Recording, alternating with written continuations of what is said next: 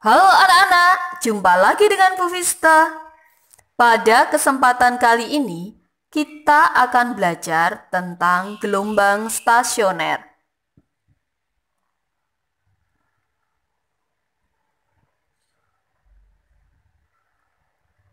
Sebelum kita belajar tentang gelombang stasioner, terlebih dahulu kita pelajari tentang superposisi gelombang.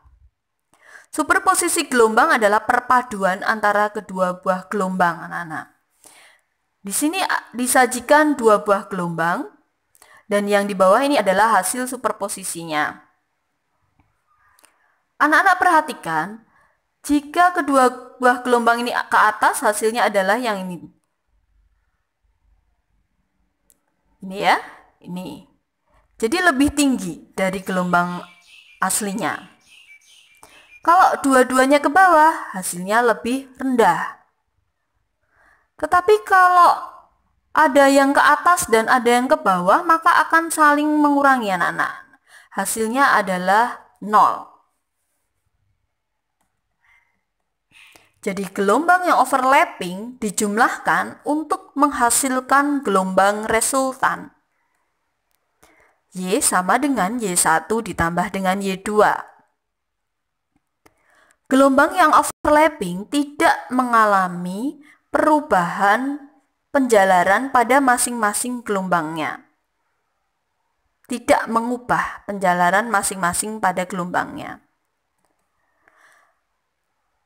Sekarang kita mulai masuk pada gelombang stasioner.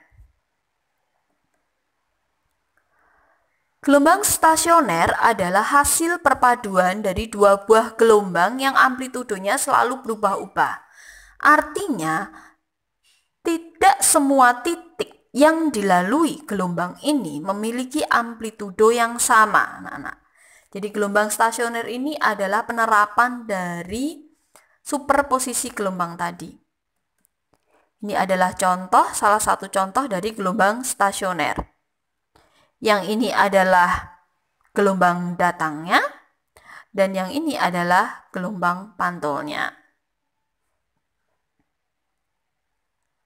Gelombang stasioner ada dua kasus, anak-anak, yaitu gelombang stasioner pada kasus ujung bebas dan gelombang stasioner pada kasus ujung terikat.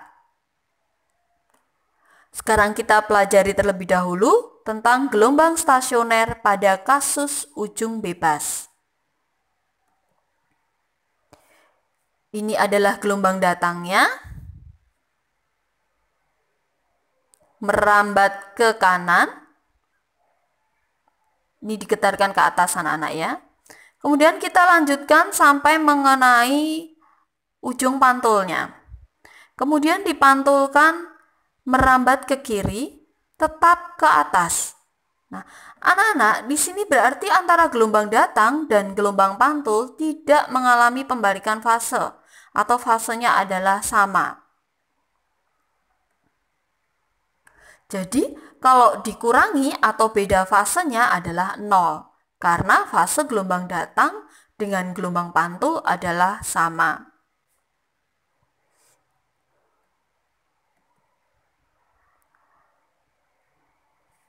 Tali pada kasus ujung bebas itu di ujung pantulnya diikat longgar di sini. Kemudian di ujung yang lain kita getarkan naik turun. Sehingga gelombang merambat ke kanan mengenai ujung pantul, kemudian dipantulkan ke kiri. Kalau kita tuliskan terlebih dahulu persamaannya adalah Y datangnya adalah A sin omega T dikurangi Kx. Min di sini artinya ke kanan, plus di sini artinya ke atas. Sedangkan gelombang pantulnya adalah A sin omega T plus Kx. Plus di sini artinya ke kiri, plus di sini artinya ke atas. Kemudian sekarang kita jumlahkan. Y datang ditambah Y pantulnya. Hasilnya adalah, ya, ini Y datang dan Y pantulnya kita masukkan.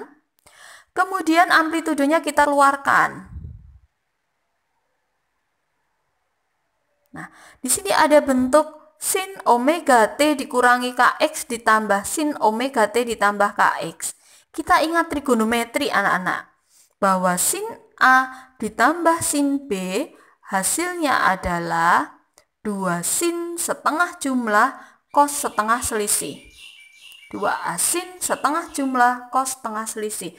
Kalau misalnya omega T min Kx ini kita misalkan A, omega T plus Kx ini kita misalkan B, lalu kita substitusikan pada persamaan ini, maka hasilnya adalah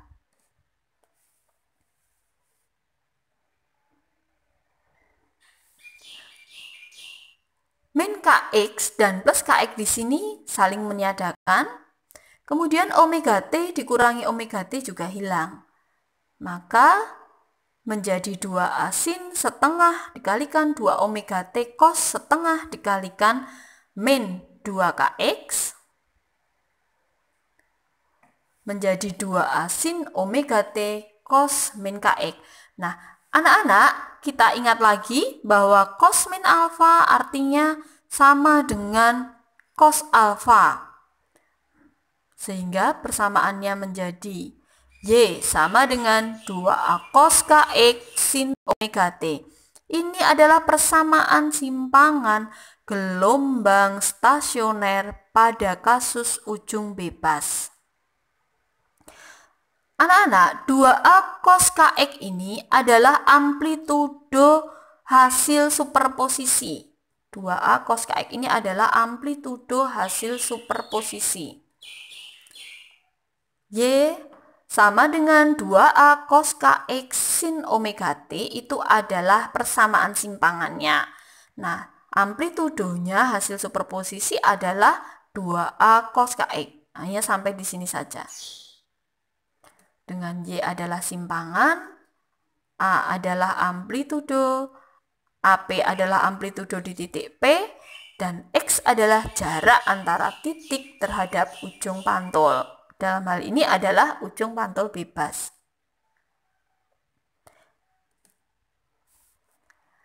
Baik, anak-anak, sekarang kita akan mencari letak perut dan simpulnya.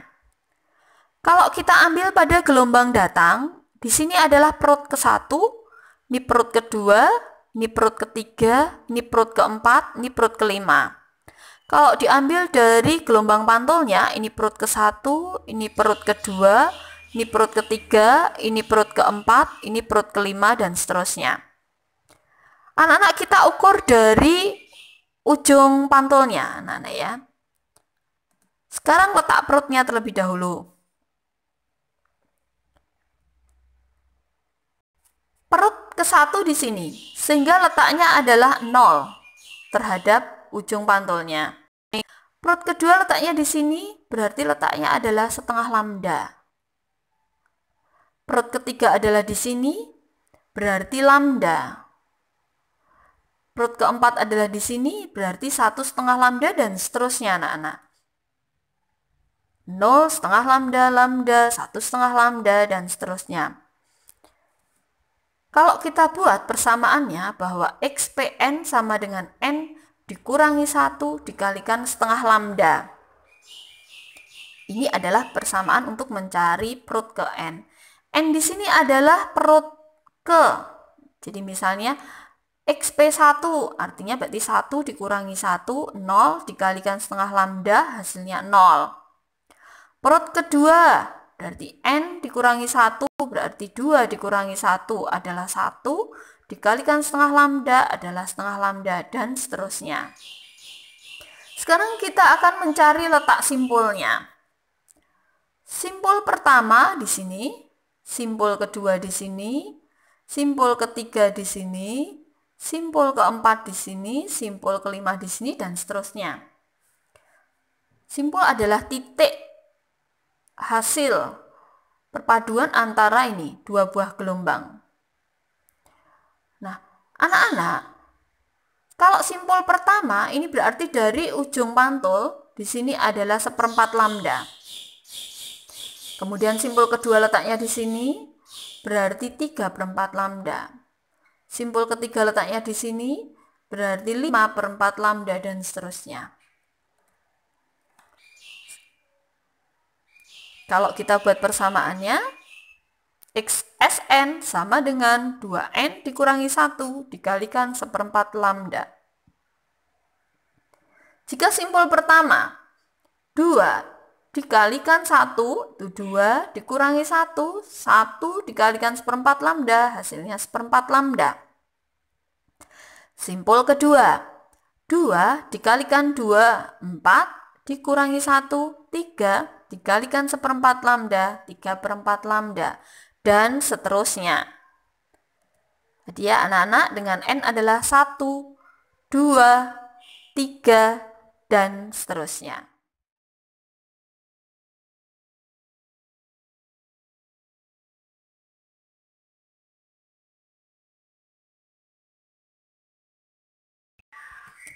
Baik anak-anak, sekarang kita lanjutkan yang kedua, yaitu gelombang stasioner pada kasus ujung terikat. Kalau pada gelombang stasioner pada kasus ujung bebas, tadi talinya diikat longgar pada ujung pantulnya, sedangkan pada gelombang stasioner pada kasus ujung terikat, talinya diikat kuat pada ujung pantulnya. Kalau pada gelombang stasioner pada kasus ujung bebas, itu antara gelombang datang dan gelombang pantul itu fasenya sama. Kalau pada gelombang stasioner ujung terikat, itu gelombang datang dan gelombang pantul itu berkebalikan fasenya anak-anak. Misalnya gelombang datangnya ke atas, maka gelombang pantulnya ke bawah.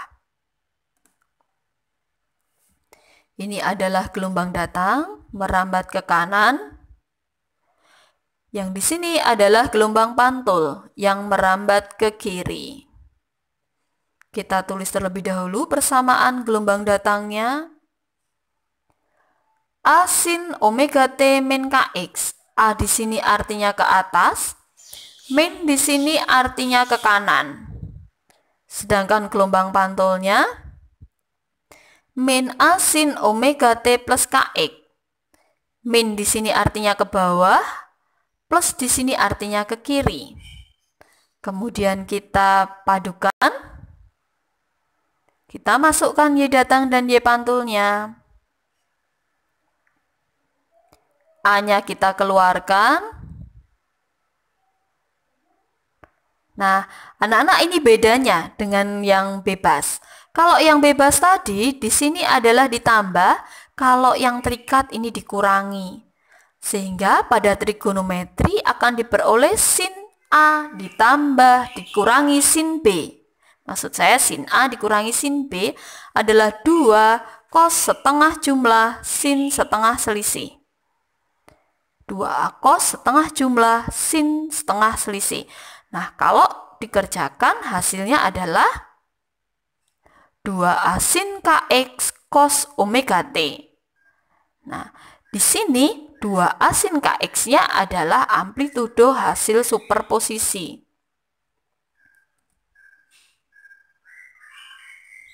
Anak-anak sudah tahu ya bedanya dengan gelombang ujung bebas. Kalau pada ujung bebas 2A cos Kx sin omega T. Kalau pada ujung terikat 2A sin Kx cos omega T. Sedangkan amplitudonya kalau pada ujung bebas itu adalah cos, kalau ujung terikat adalah sin. Tahu ya anak-anak perbedaannya? Baik, sekarang kita akan mencari letak perut dan letak simpulnya anak-anak. Ini tadi adalah gelombang stasioner pada kasus ujung terikat di sini. Nah, sekarang kita cari letak perutnya anak-anak. Perutnya berada di sini. Ini perut ke-1, perut kedua, perut ketiga, perut keempat, dan seterusnya. Berarti perut ke-1 adalah 1/4 lambda, perut kedua adalah 3/4 lambda, perut ketiga adalah 5/4 lambda. Kalau kita tulis 1/4 lambda, 3/4 lambda, 5/4 lambda, dan seterusnya. Sehingga kalau kita buat persamaannya, XPN adalah 2N-1 dikalikan 1/4 lambda. Cara pengujiannya seperti pada kasus gelombang ujung bebas tadi ya, Nak ya.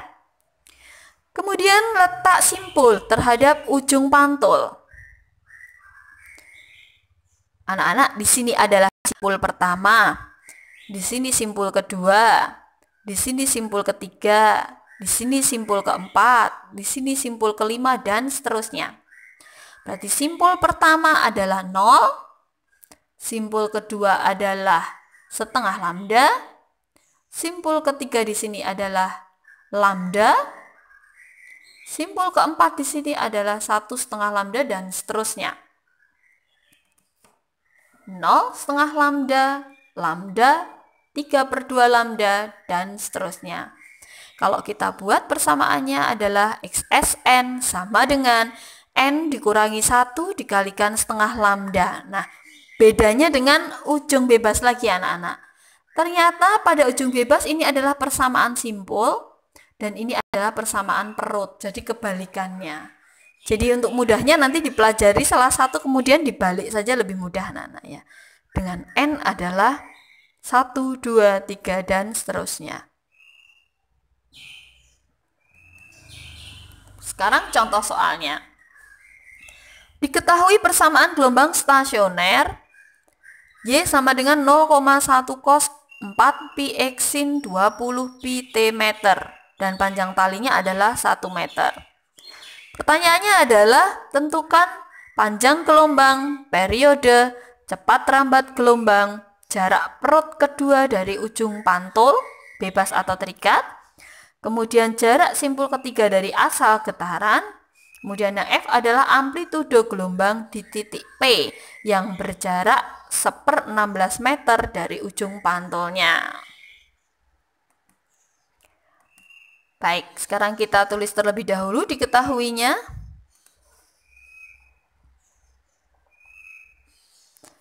Anak-anak, kalau kita perhatikan di sini cos kx sin omega t ini artinya adalah gelombang stasioner pada ujung bebas, anak-anak ya. Pada kasus ujung bebas. Taunya dari mana? Ini dari persamaannya.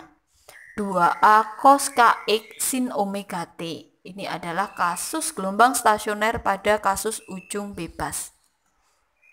Panjang talinya adalah 1 meter. Ditanya adalah ini, lambda, T, V, XP2 dari ujung pantul, XS3 dari asal getaran, dan AP saat X sama dengan 1/16 meter. Oke anak-anak, sekarang kita mulai mengerjakan. Persamaannya kita tulis lagi biar mudah. Nah, untuk mencari lambda kita ingat waktu pelajaran gelombang berjalan bahwa K sama dengan 2pi per lambda. Berarti lambda adalah 2pi per K. K-nya di mana? K itu selalu berada di samping X anak-anak di sini. Jadi dimasukkan 2pi per 4.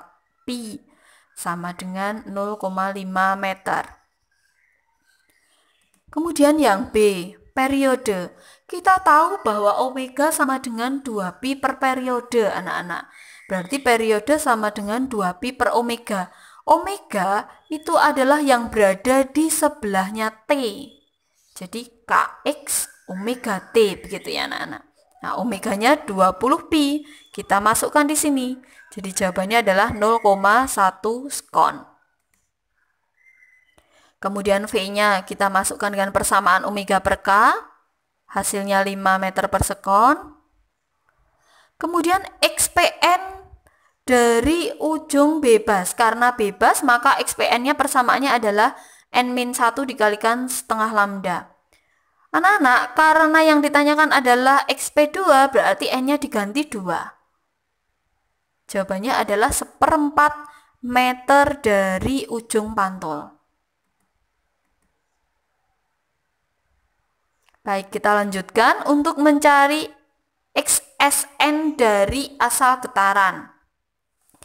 Nah, sebelum mencari dari asal getaran anak-anak, kita harus mencari terlebih dahulu dari ujung pantulnya, dari ujung bebasnya. Persamaannya adalah XSN sama dengan 2N dikurangi 1 dikalikan 1/4 lambda. Karena yang ditanyakan adalah XS3, maka N-nya diganti 3. 6 dikurangi 1 adalah 5. 5 per 8 meter. Anak-anak, ini baru dari ujung pantul. Kalau yang ditanyakan dari asal getaran, maka L dikurangi jawabannya tadi. Berarti 1 dikurangi 5 per 8. Jawabannya adalah 3 per 8 meter. Mengapa harus begini? Karena yang ditanyakan adalah dari asal getaran. Sudah paham ya anak-anak ya? Kemudian yang F adalah AP. Ingat tadi AP adalah 2A cos KX, itu jika pada kasus ujung bebas. Nah, kalau diketahui persamaannya, kita tidak perlu menuliskan persamaan 2A cos KX anak-anak. Langsung ambil yang ada di depan ini. 0,1 cos 4πx. Tulis saja, ulang. Kemudian syaratnya X-nya adalah 1/16, kita masukkan. Sehingga hasilnya adalah 0,1 cos per 4pi. 1/4pi radian itu sama dengan 45 derajat. Sehingga hasilnya adalah 0,05 akar 2 meter. Sudah paham anak-anak ya? Jika diketahui persamaan, kita diminta untuk mencari komponen-komponen yang ada di dalamnya. Sekarang kalau kita balik, jadi diketahui komponen-komponennya, kemudian kita diminta untuk mencari persamaan dan nilai simpangannya. Ada satu contoh. Salah satu ujung tali A digetarkan dengan frekuensi 10 Hz dan amplitudo 20 cm. Sehingga terbentuk gelombang berjalan. Awalnya adalah gelombang berjalan dulu. Jadi yang 20 cm ini adalah amplitudo pada gelombang berjalannya. Panjang gelombangnya adalah 60 cm. Jika pada ujung B dipegang erat, karena dipegang erat anak-anak, berarti nanti akan terbentuk gelombang stasioner pada kasus ujung terikat. Ya, karena dipegang erat ini.